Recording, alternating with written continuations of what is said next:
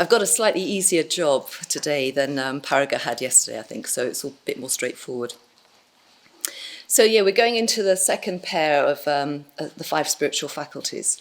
So yesterday we did wisdom and faith, yeah? And those two qualities need mindfulness in the middle, just kind of modify slightly. Keep modifying how they can, each one of them can get into an extreme. And then today we're going to be looking at vīrya, or I'm going to be presenting stuff on vīrya and meditation, or vīrya and samādhi. And again, you need mindfulness to modify when they get extreme, either of them get extreme. So mindfulness is the kind of guarding principle, yeah, of these spiritual faculties, these 4 pairs, these 2 pairs. And it's a fantastic system, actually. Paraga was saying the other day, when you have to give a talk, you learn what you don't know, and you have to learn a bit more thoroughly where the gaps are, sort of thing. So I've been engaging with this a bit more, and this is a perfect pair for me because I'm tending more towards energy, and I tend less towards samādhi, or I tend more towards vīrya and less towards samādhi. And I often know that I'm out of balance. And so it's been very helpful to go into it. I've also been exploring this whole idea of the senses being the governance of our being. You know, Bhante talks about that, Sanghas talks about that in his early lecture, that the senses are usually our governing sort of force, unlike the 5 spiritual faculties. And we're trying to replace the senses. I don't mean you don't taste your food. I mean more like tasting food becomes less the direction of your life, and vīrya and meditation and faith and all of the others becomes more the governing forces. So I'm doing this rather tricky thing of waking up in the morning noticing I don't want to get up to meditate, and I'm thinking, okay, so now the sense of physical ease and comfort is the governing force in my life. Is that all right? Yeah, so that's what I'm doing a bit with myself, okay? I'm just offering that as a possibility. It'll wreck your life, by the way, but I mean, it's just there as a possibility. So we've got these 2 words, vīrya and samādhi. And in a way, they form a kind of spectrum of kind of outward-going energy and enthusiasm and vigour. Quite a heroic sort of side, vīrya. Quite connected with the word virile, actually. So it's sort of rooted in the same sort of thing. And then at the other end, you've got samādhi, or one-pointedness. So energy that's sort of concentrated and absorbed. So, you know, one tendency is to sort of explode out, and one's tendency is to sort of implode in, sort of thing. And again, you're just trying to modify those tendencies in yourself. And all of us have a personality. So just when you're practicing spiritual life, you don't lose your personality. That's still in your system, as it were. Yeah. I can tell you lots of stories about how I haven't lost my personality, but you don't need that. But anyway, you don't lose your personality for good and for bad. Yeah. I'm going to go into these two kind of different modes. And the great thing about the system is that if you like, the weakness of one is helped by the strength of the other side of the kind of pair, as it were. They're working in tandem, and you sort of need them both. You do need them both. But before I do any of that, I want to say a little bit about laziness. So I'm using material from Sanghas's book, Know Your Mind, and also later from Subhuti's book, Mind in Harmony, which is working off the same material of Sanghas's, only he's putting it in a slightly different language. Both of them are excellent. They also don't need to be read from the beginning to the end, as it were. It's more like you could just dip in and have a look. A bit like, you know you're a Cancerian, you go there and look at what Cancerians do. You know you've got loads of energy, you go to vīrya and just see the pros and cons of it. You see the characteristics of it. Yeah, just sort of focus in on where your interest is or what you need to hear, and look at different aspects of those texts. They're very good. So in Sanghas's book, he's drawing on the Abhidharma, which is a very technical literature on mental states. And this is its description of laziness. It is an unwilling mind associated with ignorance, relying on the pleasures of drowsiness, lying down and not getting up. Now, its function, this is good, its function is to obstruct and hinder one in applying oneself to positive things. So often in these hindrances or these sort of mind states, they've got a kind of payoff, okay? You know, they're there for a reason, they're a strategy. So our strategy is that we don't want to apply ourselves, like we don't want to engage with vīrya. We don't want to apply ourselves to what needs to be done. So we go into a state of ignorance and then lie down. And there's different ways that we lie down, or there's different ways that we're lazy. It's not just lying down, it's also being super active. You see that sometimes, don't you? A very busy person can look very ineffective at times. So there's a sort of lazy, sort of sleepy laziness. There's a busy laziness, and there's the laziness of self-excuse. This is Subhuti's language. The laziness of self-excuse, a victim mentality. So you either slump or you get super active and start, what is it like? When you've got a job to do, you do all the things that you've meant to do for the last 2 months, yeah? You clean the house, you decide to freeze loads of soups, tendency. Probably some of you don't do this, but sometimes I do this. And you phone all your friends, yeah? That you just sort of go off somewhere. That's a sort of busy activity of laziness. And then you've got that's too much for me, I can't do that. Yeah. Enlightenment's too much for me, I can't do that. I don't know, the life's a bit too demanding, it's all too much, I can't do that. So it's a sort of inertia that comes upon us which we justify through self-excuse. We let ourselves off the hook. It's somehow, I think sometimes a lack of confidence is, let me put this right, there's a payoff, isn't there? It's like lack of confidence is something we do as a reason why not to do something we don't want to do. Just think about that. Yeah, how much do you invest in a lack of confidence? So laziness isn't about energy. It's not about applying yourself so much. It's not about energy. It's about what you're applying yourself to. And so essentially it's just an unwillingness to apply ourselves to growth, to positive things. So often we think laziness is a lack of energy, and it's not. It's just to do with what we're applying our energy to. I think Buddhism can be a bit of a trap for people because we've got this whole sort of teaching around meditation and reflection. So we can very easily say, actually, I'm just having a quiet day reflecting. And we can build up a persona around inertia we slightly get away with, yeah? So that's just an area to watch out for. Also, another kind of danger of the spiritual life is that it will make your life more comfortable. If you do a bit more metta bhavana, you'll just get into less trouble with other people. If you become a bit more mindful, you'll just be a little bit less chaotic. Everything will run a bit more smoothly. So isn't that enough, really? Isn't that enough? And you will reach times when what you've got in place is actually enough.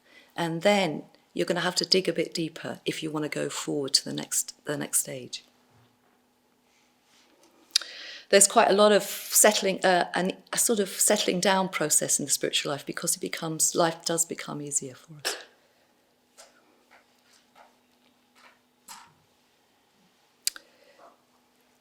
So yesterday Paraga mentioned this thing of sometimes you need just small amounts of Dharma and that's enough. Yeah. So I'm going to tell you one small bit of Dharma which has been enough for me for a long time. Laziness is associated with ignorance because what is lacking is vision. Now I've gone a long way with that. Laziness isn't a lack of energy, it's a lack of vision. A lack of vision for your life. Yeah, that's why we're lazy. A lack of vision of what's really possible. And Sanghas says what we need is, he calls it divine discontent in this book. He used to call it disgruntlement. And he says what we need is, sorry, I'm getting that wrong. He used to call it disillusionment.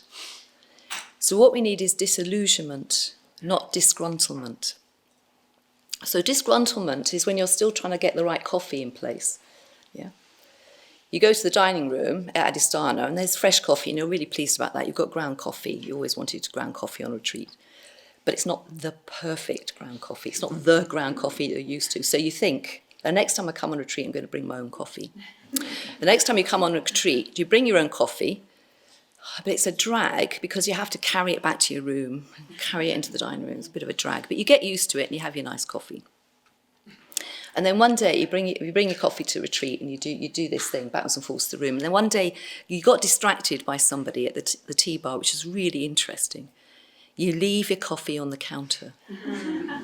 And when you come back, hardly anything left.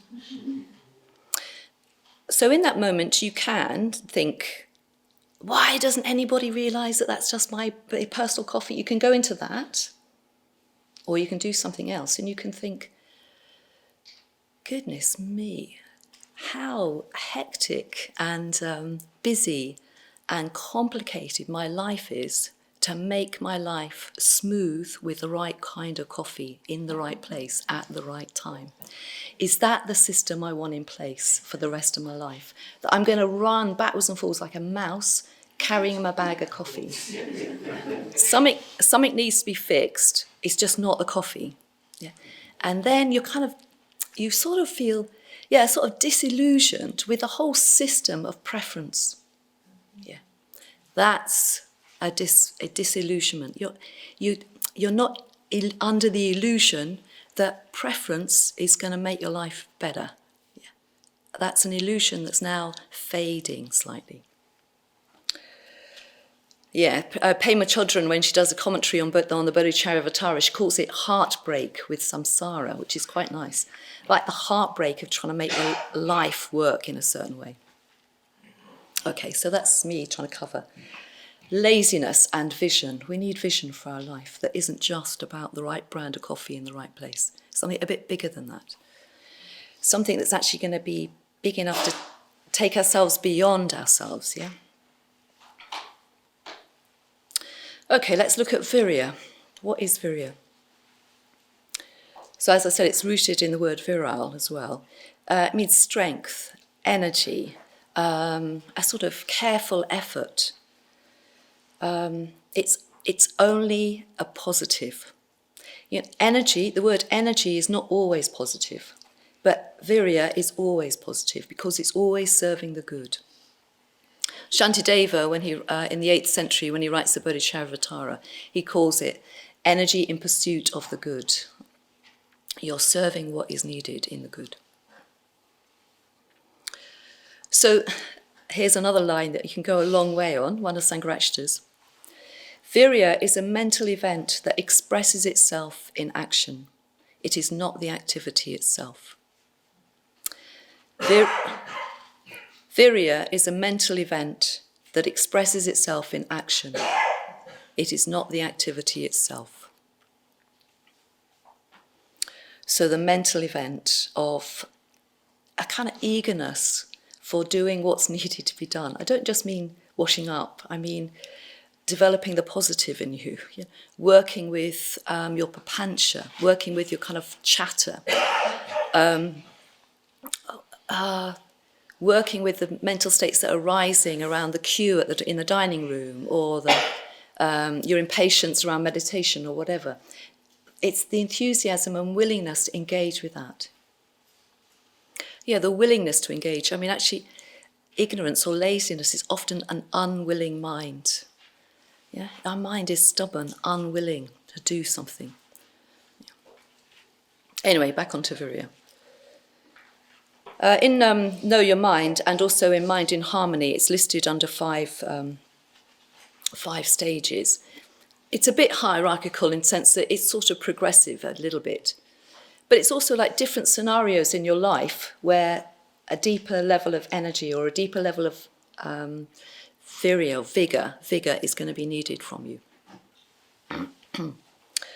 So the first level is called vīrya, that is always ready, which is quite nice, isn't it? Always ready. And Subhuti calls this protective, as in vigilance. So it's always ready to move. So, you see a certain thing, you see a certain thought arising in your mind, and you're there, ready. I've got to work with that before that gets out of control, as it were, that mind state. Yeah. So it's just there, poised, ready. It's kind of vīrya in its pure sense, actually, if you like, yeah? Then another level is vīrya, if you like, or diligence. Sometimes it's translated as diligence, effort, enthusiasm. This level is called, scenario is called applied work. So it's like being willing to apply yourself to working with things. So you're actually getting down to what needs to be done, yeah? Saddhanandi, you need to be a little bit more absorbed and concentrated. You need to get down to doing that, yeah? I mean, writing a talk, for instance, takes quite a bit of vīrya on my part in this area, because I have to apply myself in a way that my mind's very distracted. It just wants to go off, wants to run up to the dining room and do a bit of washing up, it wants to go out and feed the birds, it wants to do all sorts of things. I'm like, come on now, apply yourself to this. Bring yourself back to this. You're cultivating and maintaining a positive state of mind. This isn't always pleasurable work, and sometimes we think, I can only do that if I feel inspired. Yeah, but sometimes you don't feel inspired to do this applied work. Sometimes you don't feel inspired to engage. But if you do engage, then the inspiration will come later. Interesting enough, I was listening to a podcast. Is it podcast? Is that the right word? Does that exist? I've just made that up, have I? No. I was listening to a podcast the other day, and it was about a guy talking about exercise and mental states. And he says, quite often we think we need to be enthusiastic about getting up and doing something. And he says, no, if you're trying to change your mental state, you sometimes just need to get on and do it and let the mind state be changed by the activity. So do the work, even if you don't feel enthusiastic for it. Do the work.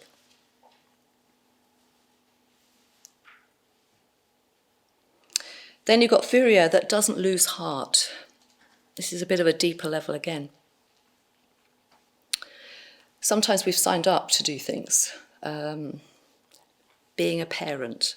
You might not have remembered when you signed up to do it, but you did at some point agree to be a parent. And so you're being a parent, and at some point you think, my kids are grown up, they're becoming more independent, isn't that fantastic? Then something happens which suddenly realises, no, they still need my support right now. Yeah. And then you think, oh my God, it's like this could be another 10 years. Yeah. And you think, I cannot afford to go down that track. Responsibility, part of the responsibility is quite a good learning around this. Do not lose heart. You cannot afford to lose heart. You have to dig deeper, find the energy to do it. Sometimes you've signed up to do a job and you realise the job's much bigger, or something happens in the job that you didn't anticipate, and in that moment you want to just give up. Just want to give up. And maybe because of the responsibilities you've got, or maybe because you'll let your team down, there's all sorts of reasons that hold you to it. You cannot afford to lose heart right now. Sometimes it's that you learn painfully that you're at your limitations, your personal limitations, and you feel publicly embarrassed, or your frailties slightly, you feel it's quite obvious to other people, and then you want to lose heart, and you can't afford to right now. You've got something to do. In a way, it requires a bit of faith or confidence in your own ability to, draw on your resources. Draw strongly on your resources. Then you've got the vīrya that does not turn back. Subhuti says, this remains steady beyond the falling away of naivety, which is quite nice.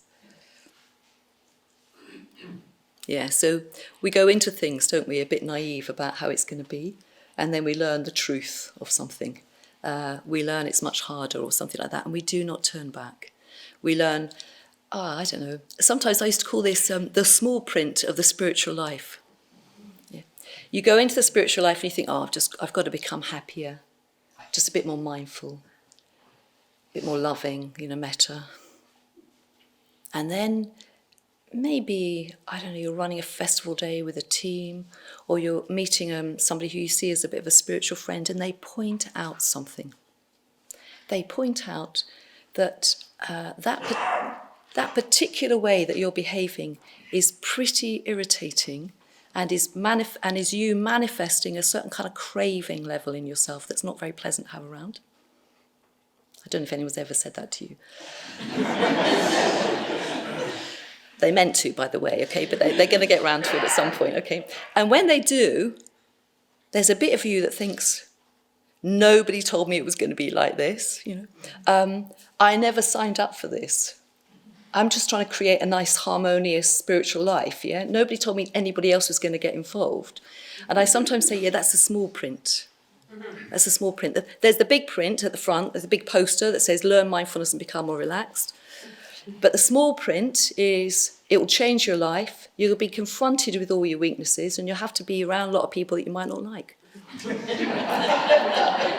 You didn't read the small print. And then you've got the vīrya, which is never satisfied. This is a great one. So whatever you've achieved, you still don't settle down.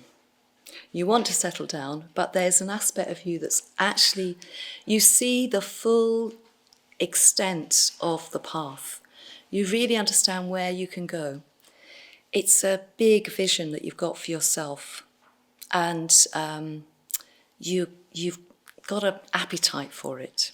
Yeah, you've got an appetite for it.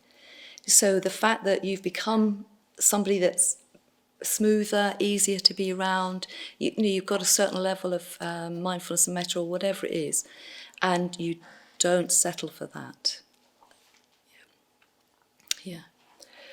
So in some ways you could say things are going well, and you've still got the vīrya to apply yourself. Yeah? A lot of the other situations are when things aren't quite going well and you've got to draw deeper. But this is a stage where it's more like things are going well and you've still got to draw deeper so you don't settle down there.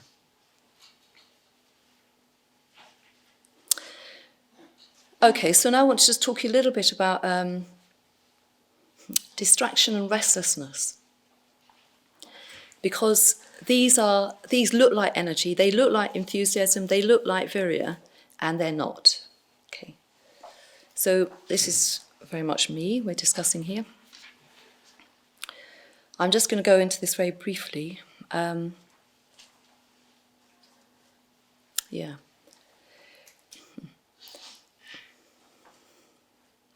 Overall, it's just an instability of the mind. That's what you're working with, okay? An instability of the mind. So an instability of the mind means it's precarious. So it's not going to function well when it's needed to. You're always going to be slightly off course. Life situations are going to throw up, and you're not going to have the concentration or the kind of focus to sort of engage well with it. So there's an instability of mind. Distraction, restlessness is examples of it. So distraction means that we can't settle on an object. The mind keeps hopping from one object to another. I've got to write a talk. My mind wants to go off and do something else. I want to write the talk that I need in 3 months' time. No, Saddhanandi, this is the talk you need to write. Yes. I want to go off and do something else. It's like it keeps hopping away and just wants to go off and do other things. Yeah? And I can't keep myself to it. And distraction is an active process of the mind. This is fab. I mean, Buddhism's always trying to show us that it's something that we're doing. It's not something that's being done to us. Yeah, it's not genetics. Distraction's not genetics. It's not like we're born with it. Yeah, it's something we do. This is what's happening. It's something we do. So it's where our emotional engagement keeps repeatedly breaking down in terms of we unhook from the thing in front of us. Like clicking through all the television programs. What's that? It's very distracted and very unsatisfactory. Yes, that part of you wants to be satisfied by something, just keeps flicking through the stations, scrolling through web pages and things like that. I mean, what's all that about? It's something we do. And it's usually a technique that we're using to seek out, it's a strategy. It's a strategy to avoid something we don't want to confront in ourselves, in a situation, whatever. And then you've got restlessness. So restlessness is also something we do. It's an active force. It's instability of the mind, and it's slightly different from distraction, although they both look pretty similar. You can sustain a fair good bit of attention, but your attitude to it keeps fluctuating. It's like you can't quite sort of sit in the saddle. I'm just trying to think. I'm trying to get careful not to get into restlessness. I'm trying to imagine restlessness, which I can't afford to do, and I'm giving a talk. Well, it's like, you say you're doing the metta bhavana, and instead of just being able to just be focused on one person, or you're focused on person, you can keep the concentration, but you keep bouncing out. Like you can't keep the emotional sort of engagement with that person. There's all sorts of other things coming in. I kind of like them. When they do that, I really like that, and then I don't like that. And then there's this and there's that, and it's all around the same person, but there's a lot of busyness and kind of fluctuation in it all. So we've got to learn to stabilise the mind, yeah. And we're working on these two things. We've got to steady the mind around a single focus. And we've got to steady the mind in terms of its attitude to the object, our engagement with it. Mindfulness and metta, they're great techniques to help us do that.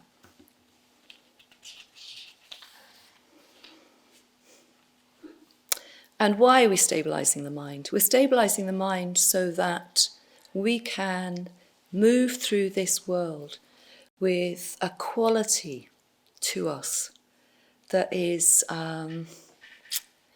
beneficial to you, to me, to the world. It's absorbing information. It's understanding things at a deeper level. It's exemplifying something that the world desperately needs people to exemplify. And this isn't just like stabilising the mind minute by minute, it's also unifying our whole life. We're trying to create a life of sort of solid purpose and meaning. That's going to stabilise the mind as well. We used to, quite a long time ago, used to talk a lot about mandalas. We don't do this so much now. But your life is like a mandala. Yeah, it's got all sorts of, it's like a big circle, and it's got all sorts of objects around it. Your responsibilities, your relationships, the things you do, your hobbies. But at the centre, you need a unifying force. Creativity, love, freedom. What's at the centre of your life that you are serving? What are you serving right now? You need a unifying thing that means everything in your life is serving that thing at the middle. Now, if you've got a mind like mine that's very, very distracted and also extroverted, so it's outward going all the time, you need a very, very strong central core. If you're somebody who's more kind of personality is more kind of, sort of focused and sort of tight in some ways, and the mandala is quite sort of controlled, you need actually something much looser and flow. You need a sort of more broader focus, yeah? So it allows a little bit more movement. And we need to develop a taste for a stable, absorbed mind. A lot of us have got a good taste or an appetite for distraction and restlessness. We like that. We feel effective. We've got a life, it's kind of interesting. Yeah? But we need to develop a taste, a palate, a taste for something that's more concentrated. When I was working in a team in Glasgow many years ago, one of the guys working there, he said to me, we were recruiting somebody at that time, and he said, "You'll like this guy. He enjoys positive states of mind." I thought, that's a really funny thing to say. He enjoys positive states of mind? It's like, doesn't everybody enjoy positive states of mind? I was thinking about it, it's like, doesn't everyone, you kind of have a positive state of mind, you enjoy it, yeah? And then I began to look at my experience a bit more, I think, okay, contentment, do you enjoy contentment? Oh God, it's quite boring, isn't it, contentment? It's like, do you have a palate, a refined palate for positive states of mind? Just notice where your appetite goes, sort of thing. What have you developed a taste for? Yeah. And how well is it serving your life? Okay. So develop a taste for a more absorbed state of mind.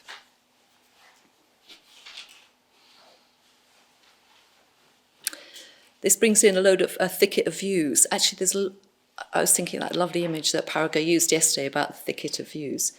And we've got a thicket of views around the spiritual life, around what is a concentrated mind or an absorbed mind, what a spiritual life is supposed to look like. Do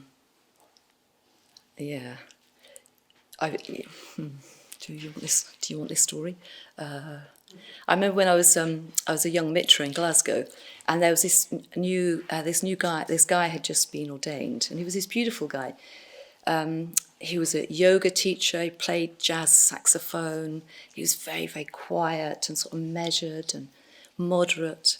And one day I was in the Glasgow Buddhist Centre, and I was sitting on the windowsill, and I was telling a lively joke across the room to somebody else. And people were laughing at this, and this guy was smiling.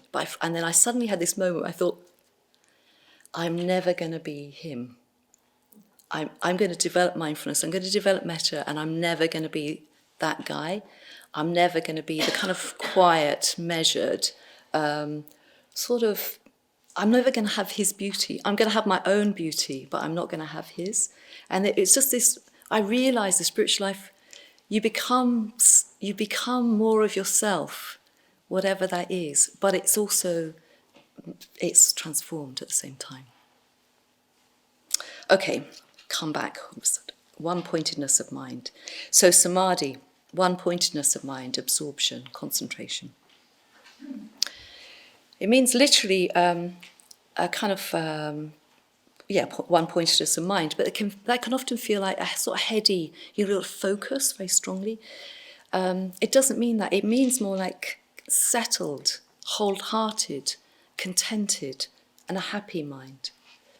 It's like, when you see a 2-year-old absorbed in play, they've got a few bricks, and it's a very simple game. You gave them a really expensive game, but they've discovered the cardboard box.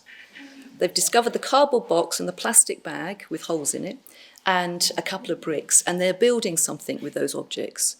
And you're looking at the other thing that you spent a lot of money on, thinking that was a shame, I could have bought them a couple of cardboard boxes. And they're building a house, and they're speaking out loud. They're saying, and this is where this person lives, and then this person comes along here, and then I'm building this. And you can't interrupt them. They're totally focused. They're sitting beautifully, back straight, on the ground, exploring something with these boxes. And they're uninterruptible because they're absolutely absorbed, they're happy, and they're doing something very, very simple. Yeah. It's a single-mindedness that's almost like that, yeah? Rather than what we think of as a university degree student, not being able to leave their desk for 3 weeks while they swat up on something. It's not that. So you could think of it as like a unifying or drawing together of all these different aspects of ourself. a unification of self. Just like that child. When the child's playing with those cardboard boxes, there's nothing else going on. Yeah, they're not wondering when lunch is coming. It's totally wholehearted. That's what you're trying to do. Become sort of absorbed in just this single experience. I used to recognize this quality of absorption when I was running a lot of meditation retreats. At Taraloka, I'd walk across the car park. So you've got a retreat centre and you've got a house, and they're quite separate buildings. And I'd be teaching in the retreat centre, and I'd walk back to my room across the car park. And then I'd walk back from the bedroom into the shrine room, teach meditation. And in that walk in between, I began to notice that I was very, very aware of sounds. And then I thought, this is an expression of my more absorbed mind. Sound. I become more aware of sound. Sound is a really beautiful sensing process, yeah? So I just offer this as a technique. Often we're busy doing, and we've got activity and we're driving it. Quite often we're driving it. But sound isn't being driven by us, it's coming to us. We're receiving sound. So it puts us into a very receptive state of mind. So maybe during the tea break in a minute, you can just step outside, go and get yourself a cup of tea and step outside. There's quite a lot of sound outside. Yeah? In the shrine room, there's hardly any sound, actually. When you go outside, it's full of wind and birds and things, trees and leaves and goodness knows what. And just see if you can absorb your mind in the sounds. It's a very receptive quality, and it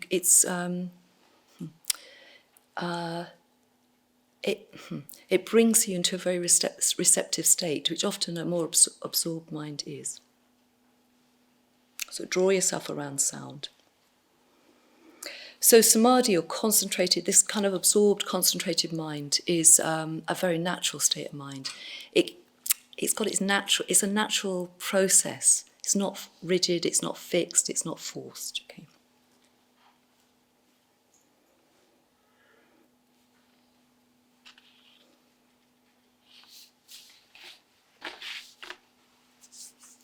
I once went to visit Sanghas, and he said, as I stepped through the door, he just suddenly said, "Saddhanandi, we grow much more like plants than people realise."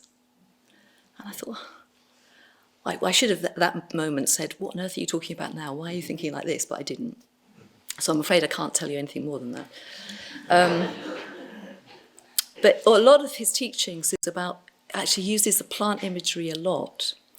And I was just thinking a bit about this and how, when you've got this idea about a focused mind, you think you've got to kind of control yourself, and you've got to cut off parts of you. I can't do this, I'm trying to become more focused. I can't do that, I'm trying to become a Buddhist.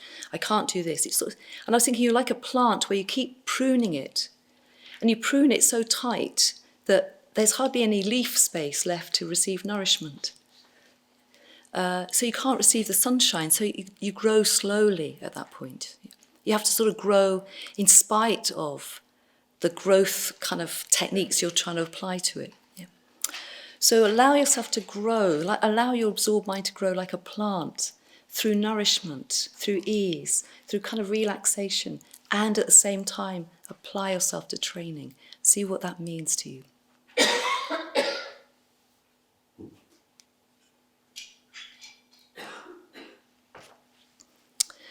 I mean, states of mind, we have no idea how broad and big and expansive our minds can be.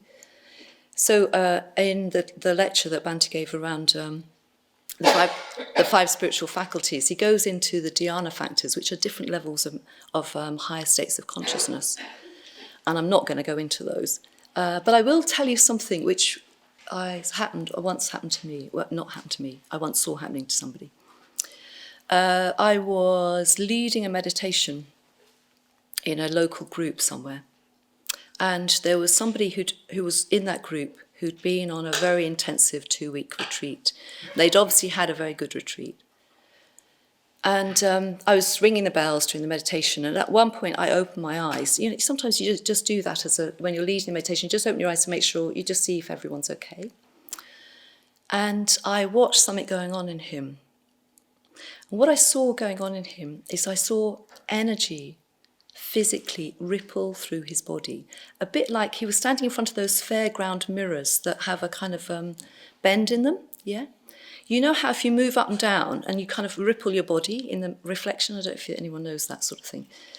So I watched ripples move through his body, move through his face and out the top of his head, and ripple through all the physical shape of his body over and over again. And I thought, I have no idea what is going on inside him. What I do know is the mind and body and the potential of the mind and body is enormous, and I'm hardly tapped into it. It was just, I think it was just quite sort of startling, like to see what is possible, I suppose. Okay, so we've got to develop an appetite and a life that will support a more concentrated mind. So nourish your mind with activities that help you deepen absorption. Maybe just think through what does help you do that. Gardening, visiting art galleries, reading novels, poetry. You know, what feeds the mind more in that direction?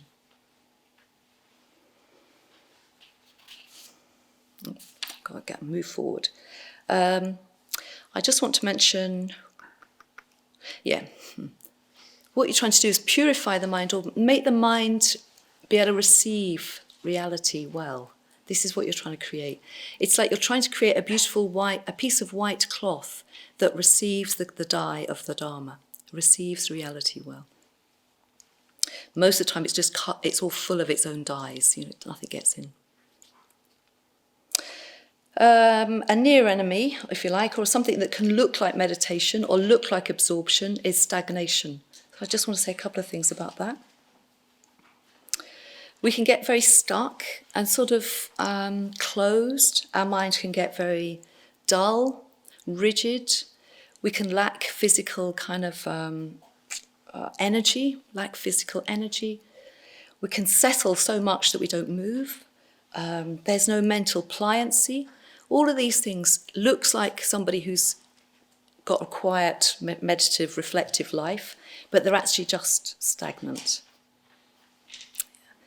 So just watch out for that. I think sometimes we've got a personality that wants to go in towards a lot of meditation, but it settles, and then it settles, and then it settles, and then it settles into a lump. So just notice when you're doing that, because you might need to just engage with a bit more life and activity.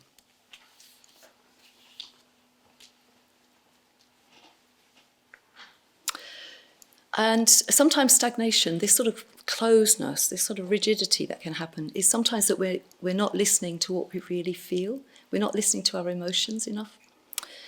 You don't really want to be doing what you're doing, and you sort of, I don't know, there's a conflict, there's an inner conflict, and you don't know how to resolve it, so you sort of settle into a kind of big lump.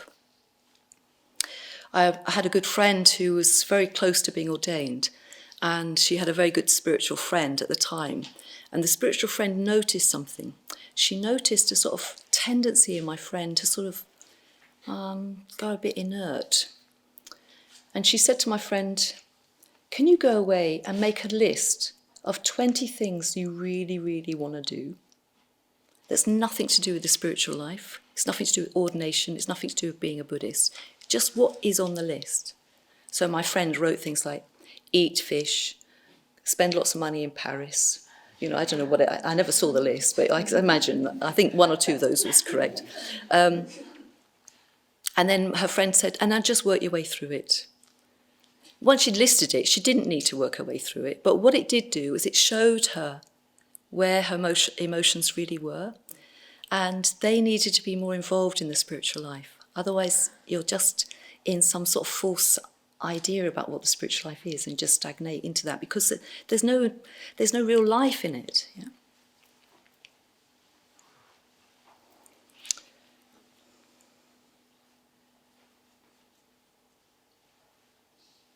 So yes, we need good friends to sort of see when we're off track. I think we're mostly off track, just so you know. There was this Dharmacharani used to talk. She used to fly to New Zealand quite often because that's where her family was, but she lived in Britain. And she once said to the pilot, "How is it possible that you can take off from Heathrow in London and arrive in Auckland accurately?" And he said, "We're always off track. Yeah, we're always modifying, but we're always off track." And she used this as a great image of the spiritual life. We're always off track. So we need a modifying factor, which is mindfulness. But most of us aren't aware enough, and we're so full of views about what the spiritual life is that it takes quite a lot to modify or to sort of get us back on track again. So just you could just in your mind, what are the views that I hold about spiritual life? In the Wolf at the Door poetry writing workshops, they used to get you to write all the things and make a sort of list, a poem list of a list poem maybe of things that you didn't bring when you came on retreat. I didn't bring my cat. I didn't bring my boyfriend, my girlfriend. I didn't bring my favourite coffee. I didn't bring my fear. I didn't bring my insecurity. I didn't bring my love. What's the list? What's the list of things that you didn't bring to the retreat? Find out who you are a bit more.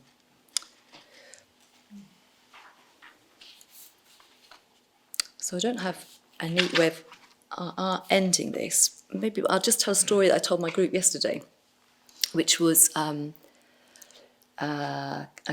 few years ago. I was in Birmingham New Street, which is quite a busy train station, catching a train to go down to London for the day. And the train pulled up it said the train at platform 6 was going to London. And a very small train pulled up on platform 6, 6A. And I thought, surely that train's not going to London. It looks like it's only going around the corner. And so I got on the train and there was a woman on it and I said, "Is this train going to London?" And she said, "Yes." But while that exchange happened, the sliding doors closed on me. This is not a big deal because train closing doors is quite a soft touch, they've got sensors. So it wasn't a big deal. And I went, "Oh." And then she looked a bit sort of surprised for me. And then she said, "No, it's going to London." And I went and sat down. Fine. The train goes to London. I get off at London and the woman speaks to me. She says, "Were you all right when the doors closed on you?" And I said, yeah. I said, "It's fine.